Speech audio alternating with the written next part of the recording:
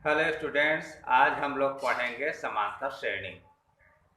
तो समांतर श्रेणी क्या है, इसको समझने के लिए आइए आपके पाठ्य पुस्तक के पेज नंबर 102 उसका स्नैपशॉट लिया गया है। स्नैपशॉट में आपके पुस्तक में एक बॉक्स है जिसका नाम है करके देखें। उसमें लिखा है नीचे दी गई संख्याओं का प्रत्येक श्रेणी में क्या पैटर्न है, पहचान कीजिए। तो पहला पहला संख्याओं का पैटर्न दिया है। इसमें लिखा है 4, 10, 16, 22। तो इसको ध्यान से देखिए। यहाँ पर 4 में 6 जोड़ते हैं तो होता है हम लोग को 10। फिर 10 में हम लोग फिर 6 जोड़ देते हैं तो हो जाता है 16। अब फिर 16 में फिर 6 जोड़ देते हैं तो हम लोग को मिलता है 22। चाहे तो इसी पैटर्न को हम लोग आगे बढ़ा सकते हैं। इस श्रृंखला को आगे बढ़ेंगे तो 22 में 6 जोड़ेंगे तो हम लोग को मिल जाएगी 28। 28 में जब 6 जोड़ते हैं तो हम लोग को मिल जाती है 34। अब 34 में फिर 6 जोड़ते हैं तो मिलती है 40। इस तरह से हम लोग अनंत पदों तक इसका विस्तार कर सकते हैं। अब दूसरे संख्या में आते हैं। इसमें पहला पद 0 है, दूसरा पद 3 है, तीसरा पद 6 है, चौथा पद 9 है। अब इसमें का समझने की कोशिश करते हैं। देखिए, सबसे पहले पहला पद है 0। 0 में हम लोग 3 जोड़ते हैं तो हम लोग को मिलती है 3। अब उसके बाद दूसरा पद है 3। 3 में जब हम लोग 3 जोड़ते हैं तो मिलती है हम लोग को 6। और ये तीसरा पद है। अब तीसरा पद में हम लोग 3 जोड़ते हैं तो 6 और 3 9, ये चौथा पद मिल गया। इसी तरह से आगे हम लोग बढ़ा सकते हैं। अब तीसरे श्रेणी दे दिया है। यहाँ पर देखते हैं पहला पद -1 है। -1 में हम लोग 2 को घटाते हैं तो हम लोग को मिलती है -3। ये दूसरा पद है। अब ये दूसरे पद में हम लोग हम लोग 2 घटाते हैं। 2 घटाएं या -2 जोड़ें, एक ही अर्थ है। तो यहाँ से 2 घटाते हैं तो हम लोग को मिलती है माइनस पद। ये तीसरा पद है। अब तीसरा पद में फिर 2 घटाते हैं तो हम लोग को मिलती है -7। तो ये चौथा पद आ जाता है। इस तरह से आगे बढ़ा सकते हैं। तो इस तरह से जो पैटर्न मिलता है इसको हम लोग कहते हैं समांतर श्रेणी। अब समांतर श्रेणी के लिए सूत्र याद रखेगा। यह समांतर श्रेणी के किसी भी पद nवें पद के लिए सूत्र है an बराबर a plus n minus 1d। यहाँ पर a जो है प्रथम पद। इस श्रेणी में देख लीजिए, समांतर श्रेणी में पहले में प्रथम पद a बराबर 4 है, दूसरे में 0 है, तीसरे में प्रथम पद या a बराबर -1 है। अब सर्वांतर d को कहते हैं सर्वांतर या पदांतर। ये क्या होता है, पहले श्रेणी में ये सभी 6-6 के गैप में है तो यहाँ d बराबर 6 है। ये 3-3 के गैप में थे और ये 2-2 के गैप में थे। जितना का गैप होता है क्रमागत संख्याओं के बीच, उसी को कहते हैं पदांतर। तो आइए अब आप लोग आते हैं आपके पाठ्य पुस्तक प्रश्नवाली 1 में। ये आपके पाठ्य पुस्तक के पेज नंबर 11 में है। यहाँ पर पहला प्रश्न लिखा है, सही विकल्प चुनकर कारण सही लिखिए। अब इसमें दिया है दी गए समांतर श्रेणी के प्रथम पद और सर्वांतर है। तो ये श्रेणी दे दिया है। पहला पद 3/2, दूसरा 1/2, तीसरा -1/2, इस तरह से। अब प्रथम पद जो सबसे पहले आया है 3/2, ऑप्शन ए देखते हैं। ए में 3/2 नहीं है तो ये ऑप्शन सही नहीं है। अब उसके बाद दूसरे में 3/2 है। अब -1 सर्वांतर -1 है कि नहीं, ये जानने के लिए हम लोग क्या करते हैं, दूसरा पद 1/2 है, पहला पद -3/2, इसको घटा देते हैं। तो घटाने पर हम लोग को मिल जाएगी -2/2। अब यहाँ पर 2 को 2 से भाग देंगे तो 1 होगी, तो हम लोग का समांतर निकल गया -1। ऑप्शन बी में ये सही ऑप्शन है। अब आते हैं हम लोग दूसरे प्रश्न पर। लिखा है किसी समांतर श्रेणी का प्रथम पद -2 और सर्वांतर -2 है, चौथा पद होगा। तो यहाँ हम लोग को चौथा पद निकालने के लिए सूत्र का उपयोग करेंगे। सूत्र है an बराबर a plus n minus 1d। अब a का मान यहाँ लिख दे है प्रश्न में, प्रथम पद a -2 है। अब हम लोग को चौथा पद निकालना है, तो n के स्थान पर 4 लिखेंगे। अब उसके बाद सर्वांतर ये d -2 है, d के स्थान पर -2। अब 4 में से जब 1 घटाएंगे तो हम लोग को मिलेगी 3। अब 3 और 2 का गुणा करेंगे तो हो जाएगी -6। अब -2 से -6 घटाएंगे तो हो जाएगी -8। तो -8 अपना सही उत्तर है, तो इसमें का सही ऑप्शन है डी।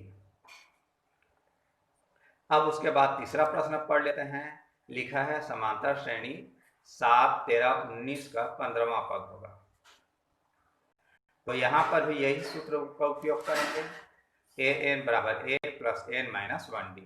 तो यहाँ पर a बराबर प्रथम पद a 7 है, तो ये हो गई 7। हम लोग को 15वां पद पूछा है, तो n के स्थान पर लिखेंगे 15। इसके बाद यहाँ पर सर्वांतर रखने की जरूरत है। सर्वांतर कैसे ज्ञात करेंगे? दूसरा पद से पहला पद घटा देते हैं। 13 में से 7 घटाएंगे 6, या चाहे तो तीसरा से दूसरा घटा सकते हैं। 19 में से 13 घटाएंगे तो भी 6, तो यहाँ सर्वांतर 6 है। यह सूत्र हम मान रख लिए। अब यहाँ पर 15 से 1 घटाएंगे तो ये हो जाएगी 14। अब 14 और 6 का गुणा करेंगे तो ये हो जाएगी 84, और 84 और 7 को जोड़ेंगे तो हम लोग को मिलेगी 91। अब उसके बाद यहाँ देखते हैं कौन सा ऑप्शन सही है। यहाँ ऑप्शन ए, इसी में 91 है, ये अपना सही उत्तर है। अब उसके बाद आते हैं चौथे प्रश्न पर। लिखा है किसी समांतर श्रेणी के प्रथम पद 4 और सर्वांतर -4 है, तो nवां पद ज्ञात करो। तो जैसे दूसरा और तीसरा बनाए हैं वैसी पहला ग्रुप बनाएंगे। सबसे पहले हम लोग सूत्र लिख लेते हैं। अब इस सूत्र में मान रखेंगे प्रथम पद a बराबर 4 है, a के स्थान पर 4। अब उसके बाद सर्वांतर -4 है, nवां पद ज्ञात करना है। n का मान निकालना है, n का मान नहीं रखेंगे। यहाँ पर सर्वांतर d बराबर -4 है, d के स्थान पर -4। अब n और -4 का गुणा करेंगे तो ये हो जाएगी -4n। अब -1 और -4 को गुणा करेंगे तो ये हो जाएगी +4। अब 4 और 4 को जोड़ेंगे तो ये हो जाएगी 8। तो हम लोग का nवां पद निकल रहा है 8 - 4। अब इसमें देखते हैं ऑप्शन ए ये सही नहीं है, ऑप्शन बी ये भी सही नहीं है, 8 - 4 होना चाहिए। सी, इसमें 8 - 4 जितना हम लोग निकाले हैं वो है, तो ऑप्शन सी सही उत्तर है। अब आते हैं हम लोग पांचवें पर। लिखा है किसी श्रेणी 3, 18, 13, 18 का कौन सा पद 78 है। तो यही सूत्र का उपयोग करेंगे। अपना सूत्र है an बराबर a plus n minus 1d। तो यहाँ पर प्रथम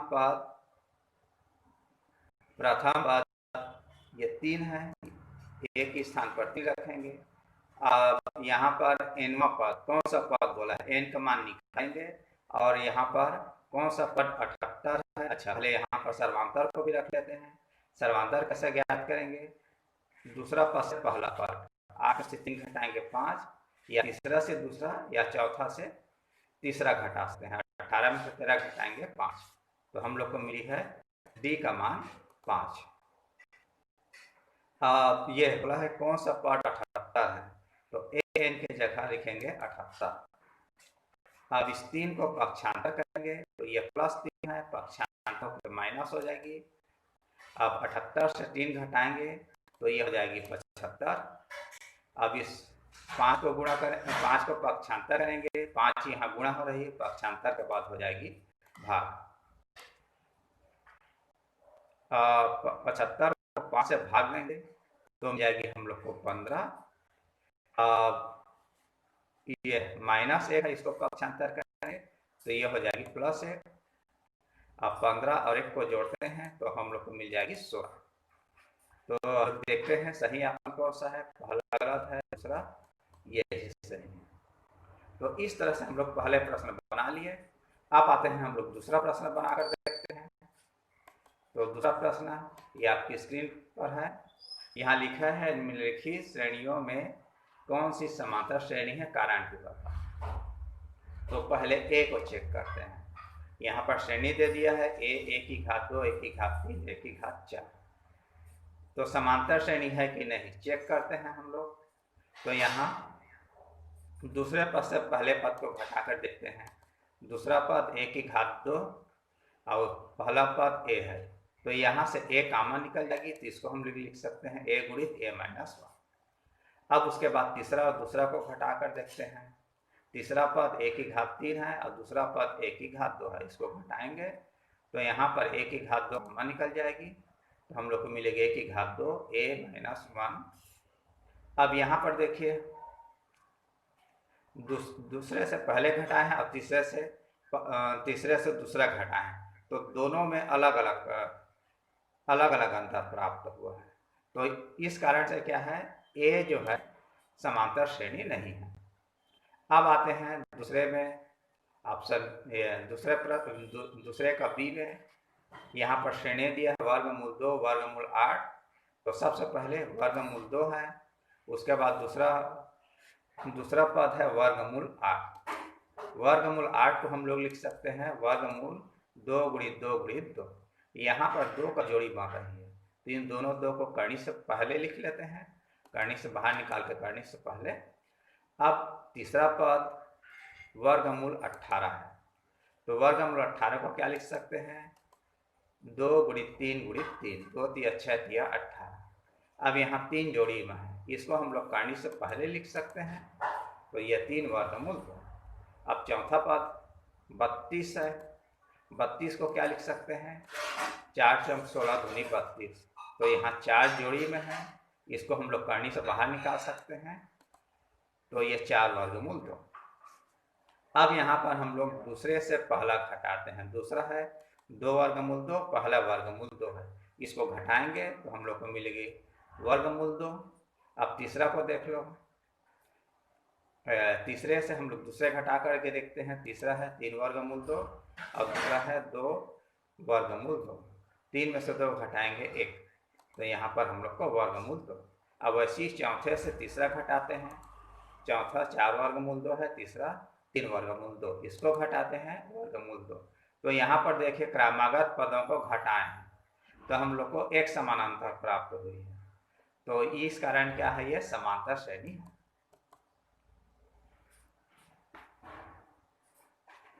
अब आते हैं सी में। सी का पहला पद 1 की घात 2 है, इसको हम लोग लिख सकते हैं 1 की घात 2 1 होता है। अब दूसरा पद है 3 की घात 2 या 3 का वर्ग, 3 का वर्ग 3 3 9। अब तीसरा पद 5 की घात 2 है, 5 का वर्ग निकालेंगे तो ये 25। उसके बाद चौथा 7 की घात 2 है, 7 का वर्ग निकालते हैं 49। पांचवा पद 9 की घात 2 है, 9 का वर्ग 9 गुणित 9 9 × 81। अब क्रमागत पदों को घटा कर देखते हैं। 9 में से 1 घटाते हैं तो हम लोग को मिलेगी 8। 25 में से 1 घटाएंगे तो हम लोग को मिलेगी 16। अब 49 में से 25 घटाएंगे तो हम लोग को मिलेगी 24। अब 81 से 49 घटाएंगे तो मिलेगी 32। तो यहाँ पर क्या है, यहाँ पर क्रमागत पदों का अंतर अलग अलग है, इस कारण यह समांतर श्रेणी नहीं है। तो हम लोग तीसरा बना चुके हैं। अब आते हैं सी बन गया। अब डी को भी ऐसी करेंगे, क्रमागत पदों को घटा कर देखते हैं। -4 से 0 को घटाएंगे तो हम लोग को मिल जाएगी -4। अब तीसरा पद से दूसरा पद घटाएंगे, -8 से -4 घटाएंगे तो हम लोग को मिलेगी -4। अब चौथे पद से तीसरा पद को घटाते हैं। चौथा -12 है, तीसरा -8 है, इसको घटाएंगे तो भी मिलेगी -4। तो यहाँ घटाने पर समान अंतर प्राप्त हुआ है, इस कारण डी जो है समांतर श्रेणी है। अब उसके बाद ई में दूसरे पद से पहला पद घटाएंगे 2 सही 1/2।